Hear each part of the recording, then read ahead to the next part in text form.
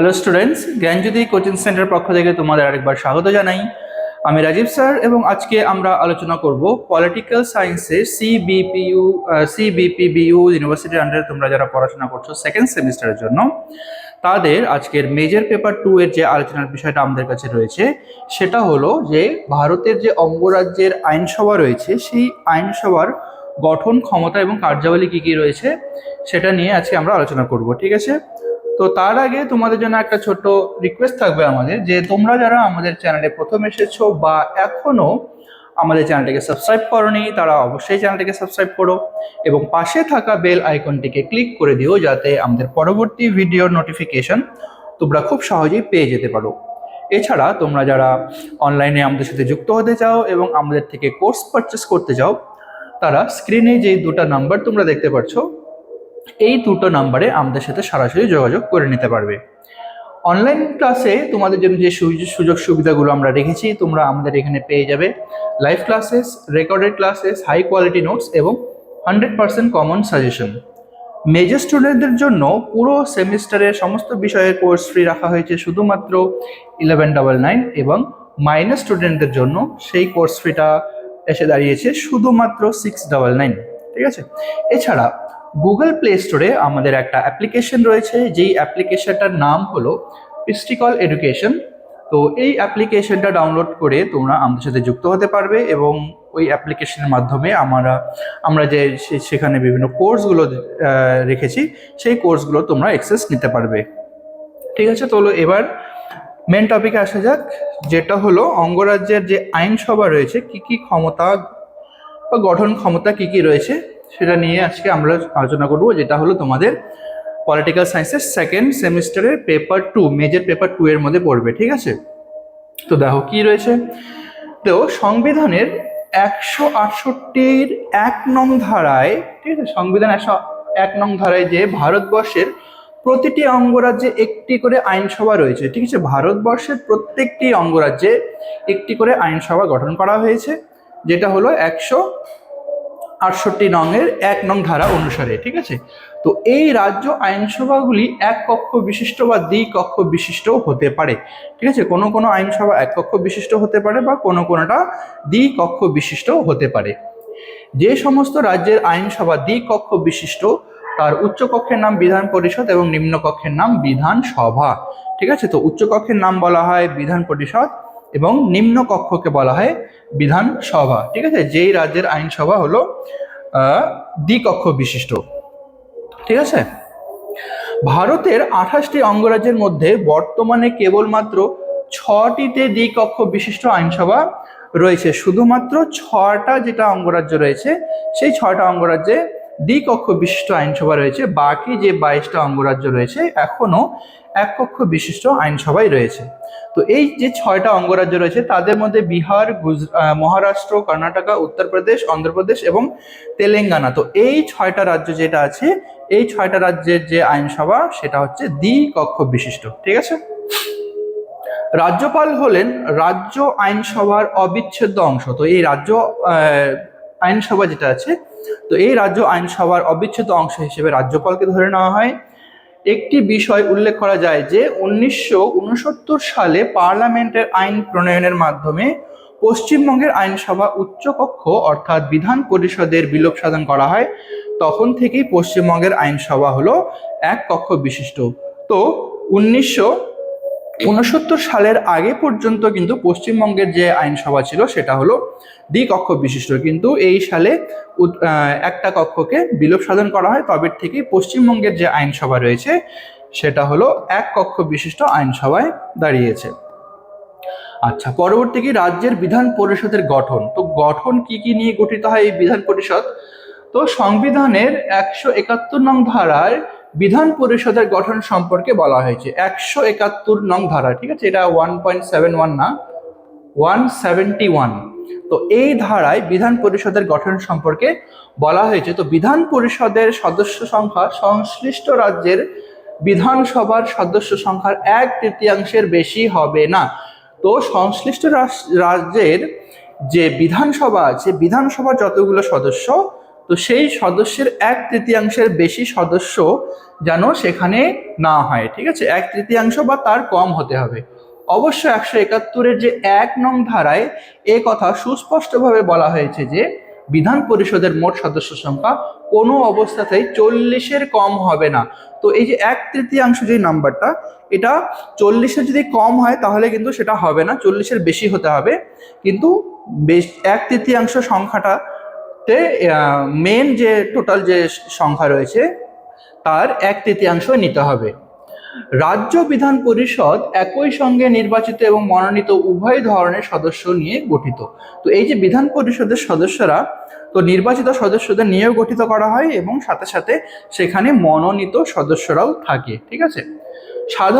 সাধারণত বিধান পরিষদের 6 ভাগের মধ্যে 5 ভাগ সদস্য পরোক্ষভাবে নির্বাচিত হন এবং অবশিষ্ট যে 1 ভাগ রয়েছে সেটা রাজ্যপাল কর্তৃক মনোনীত হয়। তো যতগুলো সদস্য রয়েছে, যে 1/3 সদস্য, সেই 1/3 সদস্যের 6 ভাগের 5 ভাগ নির্বাচিত সদস্য এবং বাকি যে 1 ভাগটা রয়েছে সেটা হলো রাজ্যপাল কর্তৃক সেই সদস্যগুলোকে মনোনীত করা হয়, ঠিক আছে। আচ্ছা, তারপরে কি আছে, রাজ্য বিধানসভার গঠন। সার্বিক প্রাপ্তবয়স্কের ভোটাধিকারের ভিত্তিতে বিধানসভার সদস্যরা জনসাধারণের দ্বারা নির্বাচিত হন, ঠিক আছে। সার্বিক প্রাপ্তবয়স্ক ভোটাধিকার, যে আমাদের অধিকারটা রয়েছে ভোট দানের অধিকার, তো এই ভোটাধিকারের মাধ্যমে বাকি সদস্যরা কিন্তু জনসাধারণের দ্বারা নির্বাচিত হয়ে থাকেন, ঠিক আছে, আমাদের দ্বারাই নির্বাচিত হয়ে থাকেন। সর্বাধিক 500 এবং সর্বনিম্ন 60 জনের সদস্য নিয়ে বিধানসভা গঠিত হয়। তো বিধানসভা গঠিত হয় ম্যাক্সিমাম হলো 500 জন সদস্য নিয়ে এবং সর্বনিম্ন বা মিনিমাম যে জনসংখ্যাটা থাকে সেটা হলো 60 জন সদস্য নিয়ে গঠিত হয়। অবশ্য 36তম যে সংবিধান সংশোধনের মাধ্যমে সিকিম বিধানসভার সদস্য সংখ্যা কমপক্ষে 30 জন হবে বলে স্থির করা হয়। যেহেতু সিকিমের জনসংখ্যা তত বেশি না, তো সেই জন্য সিকিমের ক্ষেত্রে এই সংখ্যাটাকে 30 জন করা হয়েছে, ঠিক আছে। অনুরূপভাবে 53, 55 এবং 56তম যে সংবিধান সংশোধন করা হয়েছে, তো এই সংবিধান সংশোধনের মাধ্যমে যথাক্রমে মিজোরাম, অরুণাচল প্রদেশ, গোয়া পূর্ণ অঙ্গরাজ্য হিসেবে স্বীকৃত হওয়ার পর এই যে নতুন রাজ্যগুলির বিধানসভার সর্বনিম্ন সদস্য সংখ্যা নির্বাচন করা হয়েছে হলো 30 জন, ঠিক আছে।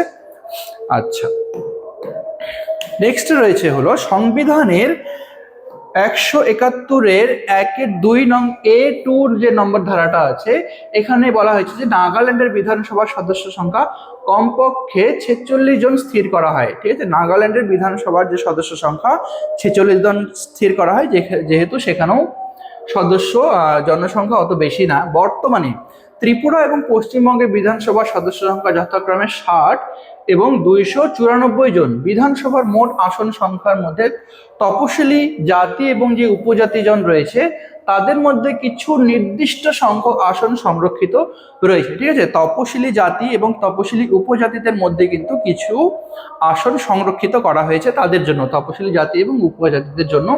এছাড়া রাজ্যপাল ইঙ্গ ভারতীয় সম্প্রদায় থেকে 1 জন সদস্য মনোনীত করতে পারেন, ঠিক আছে। রাজ্যপাল যে ইঙ্গ ভারতীয় সদস্য রয়েছে তাদের মধ্য থেকে একজনকে রাজ্যপাল নিজের ইচ্ছা মতো মনোনীত করতে পারবেন।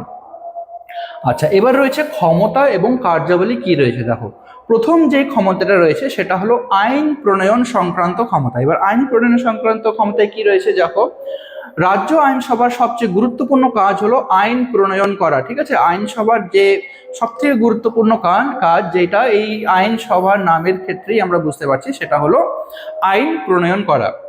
সংবিধান অনুযায়ী রাজ্য আইনসভার সমগ্র রাজ্য বা রাজ্যের যে কোনো অংশের জন্য আইন প্রণয়ন করার ক্ষমতা রয়েছে। সমস্ত রাজ্যের জন্য তিনি আইন প্রয়োগ করতে পারে বা প্রণয়ন করতে পারে, বা রাজ্যের কিছু কিছু অংশের জন্য আইন প্রণয়ন করা তার ক্ষমতা রয়েছে। রাজ্য তালিকাভুক্ত সমস্ত বিষয়ে এককভাবে আইন প্রণয়নের অধিকার হলো বিধানসভা, ঠিক আছে। রাজ্য তালিকাভুক্ত যতগুলো বিষয় রয়েছে সমস্ত ক্ষেত্রে বিধানসভার কাছে সেই ক্ষমতাটা রয়েছে আইন প্রণয়ন করার জন্য। এবার যুগ্ম তালিকাভুক্ত যতগুলো বিষয় রয়েছে বিধানসভার আইন প্রণয়ন করতে পারে, ঠিক আছে। যুগ্ম তালিকাভুক্ত ক্ষেত্রেও কিন্তু যতগুলো বিষয় রয়েছে যুগ্ম তালিকাভুক্ত ক্ষেত্রে, সেক্ষেত্রেও আইন প্রণয়ন করার ক্ষমতা রয়েছে। তবে এক্ষেত্রে সংবিধান অনুযায়ী পার্লামেন্টের প্রণীত আইন প্রাধান্য পেয়ে থাকে। তো শুধুমাত্র রাজ্য আইনসভা যে আইনগুলো প্রণয়ন করে সেটা না, সেক্ষেত্রে পার্লামেন্টের দ্বারা যেই সমস্ত আইনগুলো তৈরি করা হয় সেই আইন প্রণয়ন করা হয়। এক্ষেত্রে কোনো বিল রাজ্যপালের সম্মতি ছাড়া আইনের মর্যাদা লাভ করতে পারে না। ঠিক আছে, অবশ্য কোনো বিলকে রাষ্ট্রপতির অনুমোদনের জন্য কেন্দ্রে পাঠিয়ে দেওয়া যায়, সেক্ষেত্রে রাষ্ট্রপতির সম্মতি প্রয়োজন। কোনো বিলকে আইনে পরিণত করার জন্য অবশ্যই রাষ্ট্রপতির অনুমোদনের দরকার পড়বে। ঠিক আছে, রাষ্ট্রপতি যদি সেই বিলে অনুমোদন না দেয় তাহলে সেই বিলটি কিন্তু কখনোই আইনে পরিণত হবে না এবং রাষ্ট্রপতির সম্মতি অবশ্যই প্রয়োজন। ঠিক আছে, এই ক্ষেত্রে আচ্ছা, নেক্সট যে ক্ষমতাটা রয়েছে সেটা হলো শাসন বিভাগকে নিয়ন্ত্রণ করার ক্ষমতা কি রয়েছে। দেখো, রাজ্য মন্ত্রিসভায় স্থায়িত্ব বিধানসভার উপর নির্ভরশীল। ঠিক আছে, তো রাজ্য মন্ত্রিসভার যে স্থায়িত্ব রয়েছে এই স্থায়িত্বটা কিন্তু বিধানসভার উপরে নির্ভর করে থাকে। মন্ত্রিসভা যতদিন পর্যন্ত বিধানসভার আস্থাশীল থাকে ততদিন পর্যন্ত ক্ষমতায় অধিষ্ঠিত থাকতে পারে। সংসদীয় গণতন্ত্রে শাসন বিভাগকে নিয়ন্ত্রণ করার ক্ষমতা সম্পূর্ণভাবে কিন্তু বিধানসভা ভোগ করে থাকে। ঠিক আছে, তো সম্পূর্ণভাবে বিধানসভার যে ক্ষমতা থাকে এটা হচ্ছে সংসদীয় গণতন্ত্রের যে শাসন বিভাগ, এই শাসন বিভাগের সমস্ত ক্ষমতা এখানে ভোগ করে থাকে। আচ্ছা আচ্ছা, প্রশ্ন জিজ্ঞাসা, মুলতবি প্রস্তাব উত্থাপন, ছাঁটাই প্রস্তাব উত্থাপন, অনাস্থা প্রস্তাব উত্থাপন প্রভৃতির সাহায্যে বিধানসভা রাজ্যের মন্ত্রিসভাকে নিয়ন্ত্রণ করে থাকে। ঠিক আছে, বিধানসভা এক্ষেত্রে রাজ্যে যতগুলো মন্ত্রিসভা রয়েছে এই মন্ত্রিসভাগুলোকে নিয়ন্ত্রণ করে থাকে এই সমস্ত ব্যাপারগুলোতে। রাজ্য মন্ত্রিসভা যৌথভাবে বিধানসভার কাছে দায়িত্বশীল থাকায় মন্ত্রিসভা সমস্ত কাজের জন্য বিধানসভার কাছে জবাবদিহি করতে বাধ্য। ঠিক আছে, তো রাজ্য মন্ত্রিসভা যৌথভাবে বিধানসভার মধ্যে সমস্ত কাজের ক্ষেত্রে জবাবদিহি দিতে বাধ্য। কার কাছে? মন্ত্রিসভা সমস্ত কাজের জন্য। ঠিক আছে, মন্ত্রিসভা যাবতীয় যতগুলো কাজকর্ম করে থাকে সমস্ত কাজের জন্য কিন্তু জবাবদিহি করতে বাধ্য। বিধানসভায় কোনো মন্ত্রীর প্রস্তাব প্রত্যাখ্যান হলে সমগ্র মন্ত্রিসভার প্রস্তাবই প্রত্যাখ্যান হয়। সেক্ষেত্রে মন্ত্রিসভাকে পদত্যাগ করতে হয়। ঠিক আছে, বিধানসভায় যদি কোনো মন্ত্রিসভার প্রস্তাব যদি প্রত্যাখ্যান করা হয় তাহলে সেক্ষেত্রে কিন্তু সমস্ত মন্ত্রিসভারই প্রস্তাবকে প্রত্যাখ্যান করা হয় বলে ধরে নেওয়া হয় এবং এক্ষেত্রে মন্ত্রিসভা যত রয়েছে তাদেরকে কিন্তু পদত্যাগ করতে হবে। আচ্ছা, পরবর্তী ক্ষমতা যেটা রয়েছে সেটা হলো অর্থ সংক্রান্ত ক্ষমতা।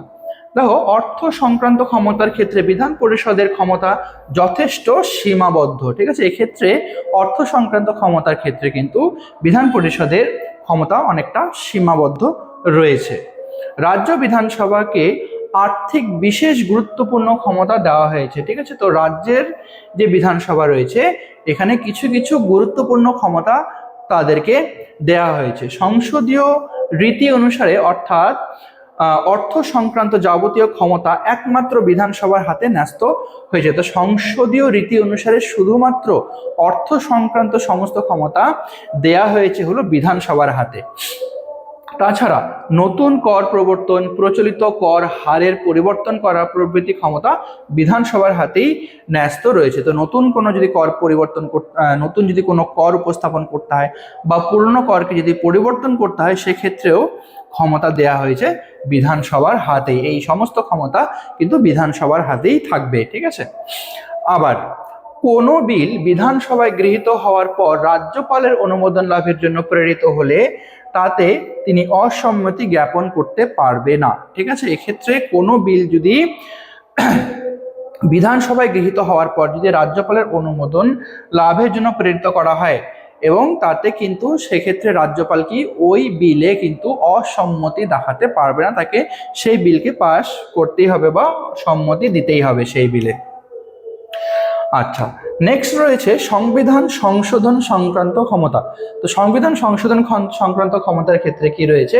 মূলত ক্ষমতা পার্লামেন্টের হাতেই থাকলেও রাজ্য বিধানসভার কিছু কিছু ক্ষেত্রে বিশেষ ক্ষমতা রয়েছে। তো সংবিধান সংশোধনের ক্ষেত্রে মেন যে ক্ষমতাটা ওটা হচ্ছে পার্লামেন্টের হাতেই কিন্তু থাকে। ম্যাক্সিমাম ক্ষমতা পার্লামেন্টের হাতে থাকলেও কিছু কিছু ক্ষমতা এখানে এই রাজ্য বিধানসভার হাতে দেয়া হয়েছে। যুক্তরাষ্ট্রীয় স্বার্থ সংশ্লিষ্ট বিষয়ে সংবিধান সংশোধন করতে গেলে অত্যন্ত অর্ধেক আইনসভার অনুমোদন প্রয়োজন হয়। ঠিক আছে, তো কোনো যুক্তরাষ্ট্রীয় অর্থ সংক্রান্ত যদি কোনো ক্ষমতাকে যদি সংশোধন করতে হয়, তাহলে সেক্ষেত্রে কমপক্ষে অর্ধেক যা সভার সদস্য রয়েছে সে অর্ধেক সদস্যদের অনুমতির অবশ্যই প্রয়োজন হয়ে থাকে। এই বিষয়গুলির মধ্যে উল্লেখযোগ্য হলো যেমন কেন্দ্র রাজ্যের ক্ষমতা বন্টন। ঠিক আছে, কেন্দ্র এবং রাজ্যের মধ্যে যখন ক্ষমতা বন্টন করা হয় সেক্ষেত্রে কিন্তু এই যে আধা 50% আইনসভার সদস্যদের সম্মতি প্রয়োজন হয়ে থাকে এক্ষেত্রে। তারপরে রাষ্ট্রপতি নির্বাচনের ক্ষেত্রে সুপ্রিম কোর্ট এবং হাইকোর্ট সম্পর্কিত যতগুলো বিষয় রয়েছে সমস্ত ক্ষেত্রে কিন্তু অর্ধেক বিধানসভা সদস্যদের সম্মতির প্রয়োজন হয়ে থাকে। তারপরে রয়েছে অন্যান্য ক্ষমতা। অন্যান্য ক্ষমতার মধ্যে রয়েছে সেটা হলো রাজ্য আইনসভার আরো কিছু কাজ করা, যেমন রাষ্ট্রপতি নির্বাচনের জন্য বিশেষ নির্বাচক সংস্থার সভা হিসেবে বিধানসভার সদস্যরা অংশগ্রহণ করে থাকেন। এখানে কি রাষ্ট্রপতি নির্বাচনের জন্য একটি বিশেষ নির্বাচক দল তারা গঠন করে থাকেন। ঠিক আছে, তারপরে রাজ্য আইনসভার রাজ্য জনকীর্তক কমিশন, তারপরে রাজ্যের মহাহিসাব, তারপরে মহাহিসাব পরীক্ষক প্রমুখ কর্তৃত্ব প্রদত্ত রিপোর্ট বিচার বিবেচনা করে থাকে। এবং কিছু কিছু ক্ষেত্রে সংবিধান সংশোধনের ক্ষেত্রে রাজ্য আইনসভার বিশেষ করে বিধানসভার সম্মতি প্রয়োজন হয়ে থাকে। ঠিক আছে, কিছু কিছু ক্ষেত্রে সংবিধান সংশোধনের ব্যাপারে এখানে কিন্তু বিধানসভার সম্মতি অবশ্যই প্রয়োজন হয়ে থাকে। তো তোমাদের আজকের আলোচনার বিষয় যা এতটাই ছিল। ভিডিওটি যদি তোমাদের ভালো লেগে থাকে তাহলে অবশ্যই লাইক আর কমেন্ট করো। দেখা হবে পরবর্তী ভিডিওতে নতুন কোনো টপিক নিয়ে। ততক্ষণ পর্যন্ত ভালো থেকো, সুস্থ থেকো।